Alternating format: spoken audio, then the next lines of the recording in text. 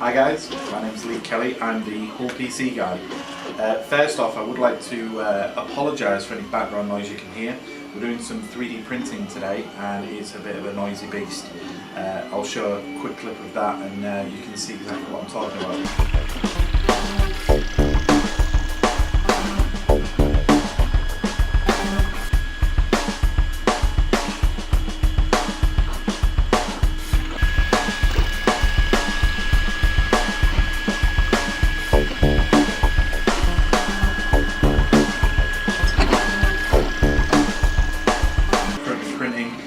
Ghostbusters logo. There's been a small prototype and we're enlarging that and see if we can make it a nice clean print. Hoping to possibly even show it off later, but it takes about 4 weeks to print, which is obviously an exaggeration, but it does take hours. We're doing some water cooling today. This is going to be a 2-part video. The first part we are doing is the main part of the build, which is around the CPU. It has a reservoir and a pump, and that's all going to go in. Part 2 of this video, we will be adding a GPU water block, so that will cool not just the CPU, but it will also cool the GPU. This is my gaming build. This is currently running a Ryzen 1700 overclocked at 4 GHz with a Star Wars Collector's Edition Titan XP. What I'm hoping to get out of this whole project is that I'm going to be able to overclock further and keep the PC much cooler. The problem with the Star Wars Collector's Edition, although it looks awesome and on a side profile even looks like a lightsaber, it does run pretty hot. The problem being is that it's a blower style cooler, which means that the air goes in and then shoots out the back, but the temperatures in the mid part of the card get very hot, and the Pascal cards, which this is part of that family, does have a tendency to thermal throttle, which means that the GPU boost comes down, meaning that you don't get as much performance out of the card as it heats up. So I'm hoping that this water cooling setup that I'm about to apply to it, once I get the GPU block, will allow me to get the full maximum performance out of this card. So just to talk about the build, this is my PC nicknamed Kylo Ren, because it's going to be a red build. I've got RGB fans as well as RGB strips in here, RGB. And what we've got is we've got the EKWB, that's the EK Water Blocks X240 kit. Now this is a starter cooling kit from EK, but the difference with this is that all of the parts that you get in the box are mainstream parts. So what they've done is they've basically taken a selection of parts off of their catalogue and put it into a kit to allow you to start your water cooling with everything you need, but it's not like a self-built kit which is cheaper parts. These are all off-the-shelf, top-of-the-range parts. I'll just talk through them very briefly. Before we go further, this isn't going to be a tutorial video. This is going to be a start to finish with a little montage in the middle of the build, but just to show the difference. I've already done a test on my old water cooler, which was the Corsair H100i V2, which is an all-in-one cooler with a 240mm rad and a a pump single all-in-one unit. These are great. They are a little bit better than an air cooler, although some will disagree with me on that point. But what they do provide is they provide adequate cooling for just the CPU. I've had this unit now for probably about 4 years and it's been really good. The only problem is that I don't like the cables hanging off. It makes it very difficult for a clean build to make that possible. But all in all, with even a small RGB on the front, it's been a very strong cooler. So what I'm hoping to also do with this is make it a nice clean build with a lot of the cables being managed through the back, but also the soft tubing that I'm using, which is this, which has an inner diameter of 9.5mm and an outer diameter of 12.7mm, or 1013 or G14 as it's known. This is a soft tubing. You can do hard tubing, but that's a lot more difficult and it also means that when you go to upgrade a part or you change your motherboard out, you might find that you have to take all of that tubing out and all of those fittings and then rebuild it from scratch. With this, you get a little bit more flexibility, because not only is the tube very flexible without kinking, but you also can take it apart and move things around without having that rigidity of hard tubing.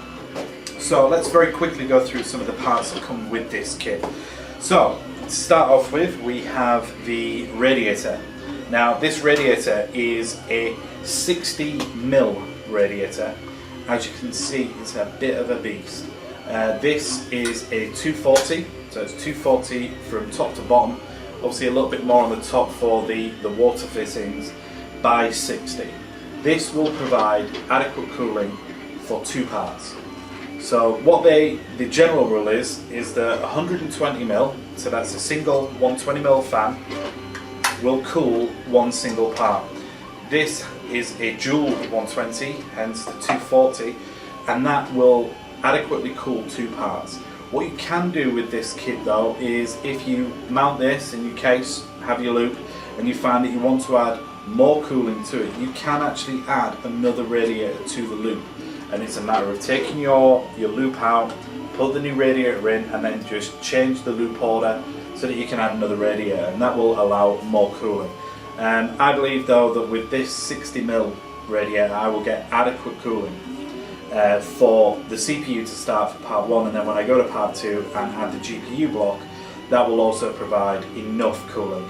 The only thing is, I may add another radiator at a later date, because this is planned to go in the top of the case. I could easily add either a 360 slim rad or even a 60mm rad like this in the front, that will add a total of a 240, 360 cooling only 2 parts, so that will provide more than adequate cooling.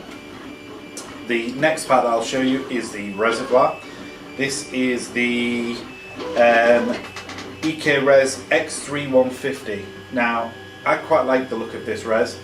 It's got a nice little Perspex EK logo, which fits into the rad. I'll just show you that briefly. So, taking the top off, and then you take the middle reservoir out, and then this literally sits in the middle of the reservoir. I'm not going to push it in too far at the moment. There we go. Like this is just a white Perspex covering to stop any sort of scratches, but I'll take that off before I build this. And then this sits in the middle of the reservoir, and your water flows around that, and it's just a nice little added extra by EK there. So that's the reservoir. You've then got the pump. This is the pump here. It's already got a heatsink on the bottom and rubber standoffs to allow for sort of less noise, to give it a little bit more dampening. The only problem with this block, pump, that a lot of people have talked about, is the fact that there's no braided cable. I have to agree with that, because they are ugly. When I'm going for a build like this, it's going to be predominantly black and red to follow the Kylo Ren theme. I don't really want to see black and yellow and green and blue cables hanging out of that, so I'm going to have to do some clever cable management here to try and hide these cables straight out the back, and we'll probably have the pump sort of face on, with the tube coming out of the top into the reservoir so that the water goes down, and then the pump out of the side that will then go onto the components. So that's the pump. What's very cool is I'll just talk about the fans that attach to the radiator. These are called Vadar fans. From what I've read, these have been in testing for over a year. They've got a lovely venting system in the middle of the fan that keeps the motor cool, which is obviously one of the main reasons why a fan might actually go, is because the motor will overheat, blow out, and then your fan's then no longer working. So these should last me quite a long time. Now you'll notice that these are just grey, but I'm going for, if possible, I don't know yet, but we'll see. I've got my old fans here, which are some deep cools, and these are 120mm fans, but these are RGB, and I have a lot of RGB in this PC, all controlled by AuraSync on the motherboard. my plan is to have these on the inside of the case connected to the radiator, while still using the Vardar fans, which have got great static pressure, on the top, which is underneath this grill on the PC. So I'm going to have what's called a push-pull configuration. So one side will push the air through, the other side will pull it, and then that'll even provide more cooling, because that'll get more air through the fins on this radiator, providing more adequate cooling. Right, the next piece then is the water block. This is the EK Supremacy. This is one of the best water cooling blocks on the market for CPUs. Another reason why I went with the EK brand is because they are one of the brand leaders for these parts. This is a very, very nice looking block. As you can see, it's got a copper base plate, and then you've got the Perspex jet and dispersion plate, and then inside under there you've got the CNC plate, which has got micro fins for where the water will pass through, cooling the back plate, which will then cool the CPU. This comes with an AMD, which I obviously need because I'm running a Ryzen system. An AMD backplate, that's the Intel plate that's already on there. I need to take that apart and apply the AMD plate, which will then allow that to fit onto my motherboard. The other parts that come with it are the mounting plate for the pump or reservoir. You've also got some mounting for the reservoir just here, and then you've got your fittings. Now these are EK's compression fittings. There are two types of fittings that you can use in water cooling. One is a barb, which is basically a spike that you'll then place the tube onto, and then you'll put a clamp on. I think it's a little untidy. So these are compression fittings, and the way these work is literally the tube goes onto here, that slides down the tube and screws on, and that compresses the tube onto the fitting and creates a watertight seal. So you get 8 of those with the kit, which is really good. They're normally about £5 or £6 each, so that's a really good kit. Now you do get some coolant solution to mix up with distilled water with the kit. Now that's a clear liquid, and I'm going for a Kylo Ren build, so I've actually purchased some other things. And the stuff that I've purchased is, first off, I've bought this. This is a plastic ball which you can fill up with your coolant, and then you have a tube. And then when you attach this tube, what you're able to do here is very easily and cleanly, where's the reservoir? You're able to fill the loop without making any mess, because the way that you fill this is you will fill the reservoir, and then you will turn the pump on to pump this around the system. Now in the reservoir there is a small filling hole at the top. It's very difficult, even with a funnel, to kind of put a funnel in there and fill it if you've got it in place. So I bought this from Amazon reasonably cheap, and what you do is you basically fill the bottle, and then you fill the reservoir like so, and then that means that you don't make any mess whatsoever. So I bought that separately. On top of that, I bought some premix. The reason I bought the premix is because I wanted red liquid. I want it to scream Kylo Ren. So there's a black case, it's got red RGBs, and it's going to have red liquid. So the red liquid that I went for is again from EK. This is KryoFuel. It's one of the best premix on the market from the research that I've done.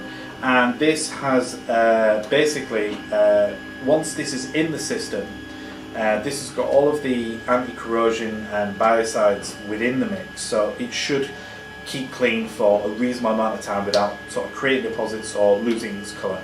If it starts to lose its colour, you can drain the fluid, dispose of it, and then you can just refill it with new fluid.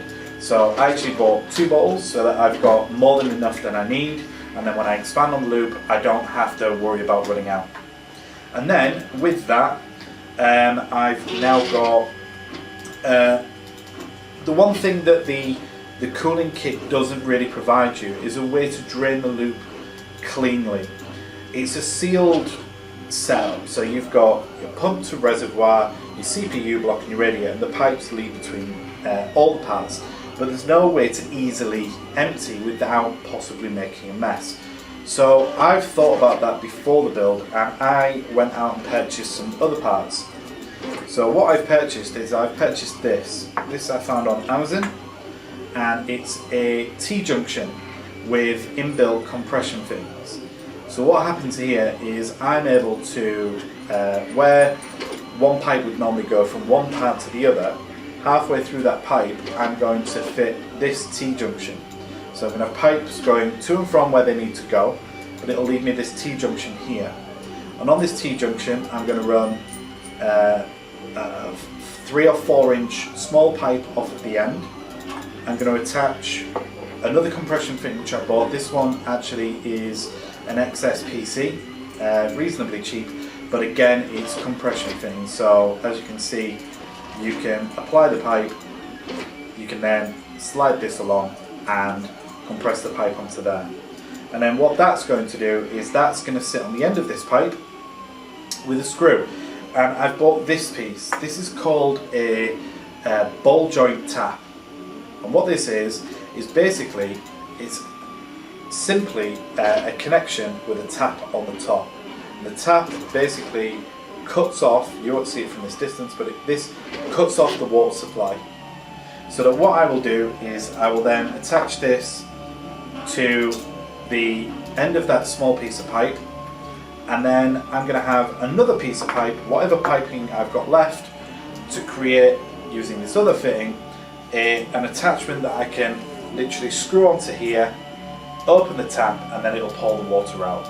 And then what that means is that I can drain this loop as and when I need to for either flushing and cleaning, or whether I'm going to travel, because obviously I'm not in my premises today, I'm actually off site. So I'm going to be building this today, and then I'm going to be draining the loop, travelling home, and then basically refilling when I get there to save any kind of leakage that might occur. The other smaller things that you get with it that are very important, and these came with the kit, is you've got a jumper cable. Now the reason for this is so that you can attach your 24-pin power adapter out of the motherboard and into here, so that you can turn the motherboard on, not the motherboard, you can turn the power supply on and off, allowing the pump to work without having to turn any of your components on. That means that basically if you find a leak, the motherboard isn't getting a live power supply, meaning you can dry that thoroughly and you shouldn't damage your parts. Very, very important. Without that, you basically turning your PC on and off, and you're running the risk of, if there's a leak, that could damage your parts. The other things that you get is you get a small tube of Thermal Grizzly Cryonon. Now, I use Arctic Silver. The reason I've used that is because when I read up about thermal paste some 10 years ago, that was the paste to have. But this came with it. Now at first I thought this was just a cheap thermal grease, but it's not. This is actually one of the best ceramic thermal greases that you can get, and it actually performed better than the Arctic Silver. So for me, that's a Billy bonus, and I'm going to use that today rather than the Arctic Silver 5 that I currently own. There are some other points here. There's a fan splitter, which makes it easier for the Vardar fans because they can both run off the same 4-pin PWM connection, allowing the motherboard to basically run those fans at the optimal speeds. And then you've also got some small LED kit here, which I believe connects to the water block just here. Those LEDs slip in, and then that allows the water block to light up, which with the red liquid in there should look pretty damn cool.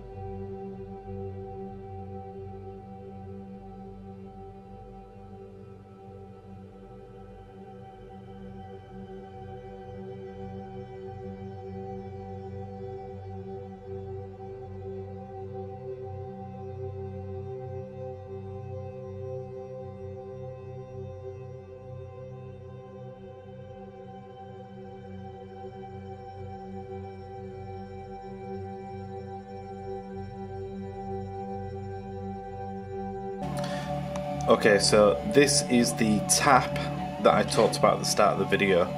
So we've got the tap here, I've plugged it off and it's in the off position, which means that the ball joint is now stopping the water.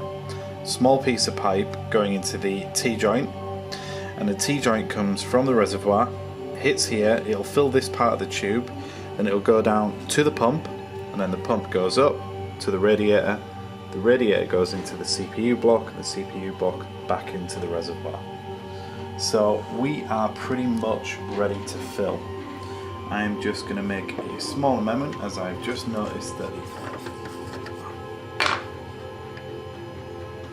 that's better. So on here I've taken the top out so that I can fill from the top of the reservoir.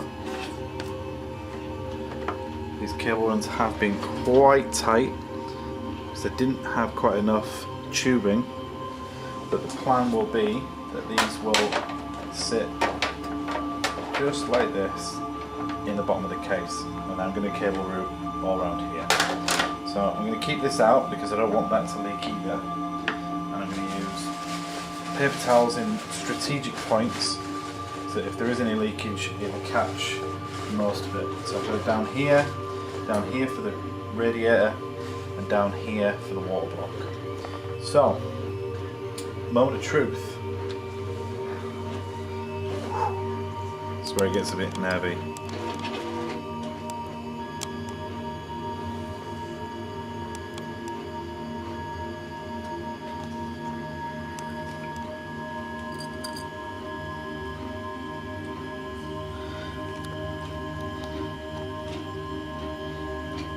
So far so good, no leaks.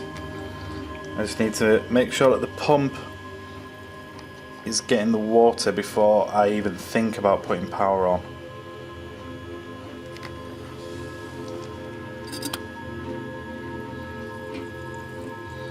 So all that's feeding it at the moment is gravity. What I might try and do is see if I can take the tip off this bottle because it's very, very slow filling. Let's have a quick look down here. There's no leaks apart from on the bottle on me. 1 second.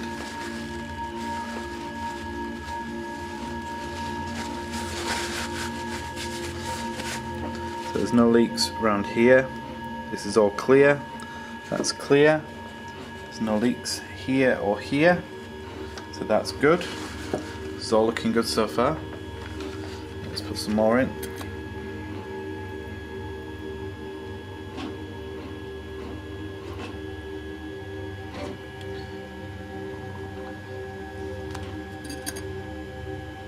What I'm going to do is I'm going to fill it as far as I can into the radiator. Unfortunately this is a little slower than I'd want.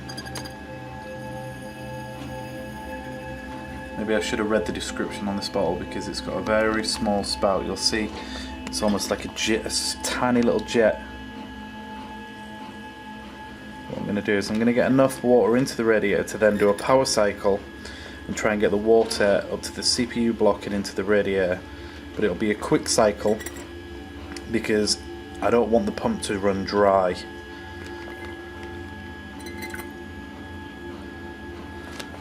So just going to make sure there's enough water going into the pump. I might get some more tissue for here. So I've just put some more tissue down here and I've cleaned the one down here so that I can see if there's any leaks. I'm just going to continue to fill the radiator. I'm probably going to go up to about here and then power cycle until the reservoir is empty again.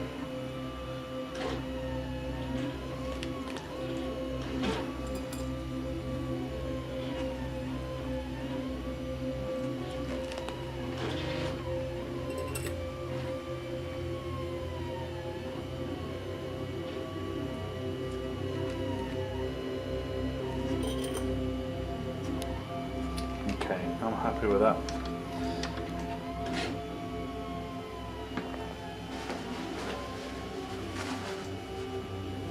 Okay, so pump's now connected to a Molex connector. I've got the trip, or the bypass here, I'm just going to place onto the motherboard 24 pin. So I've got no power going to the motherboard at all. So I've got the 8 pin plugged in here, but it's not plugged into my power supply. So now all I have to do is switch this on, and this will pump the water around, and then when that drops I'm going to turn it off.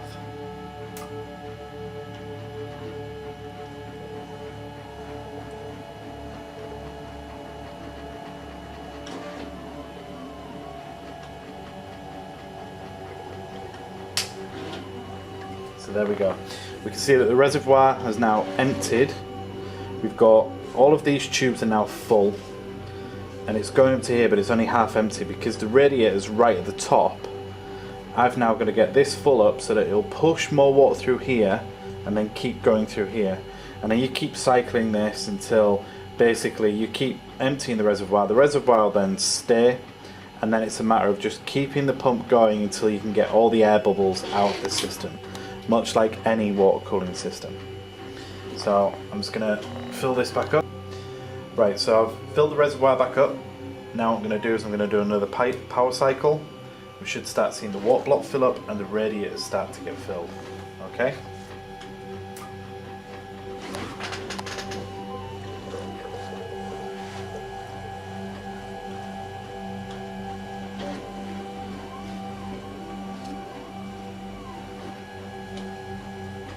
Okay, now.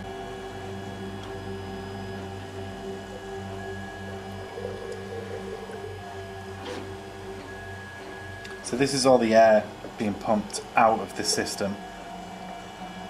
So the air comes through here, comes out of the top because the air has to escape the system, and then the water's hitting the pump and then coming back round. So now we're getting very close. I'm going to turn it off again in a second.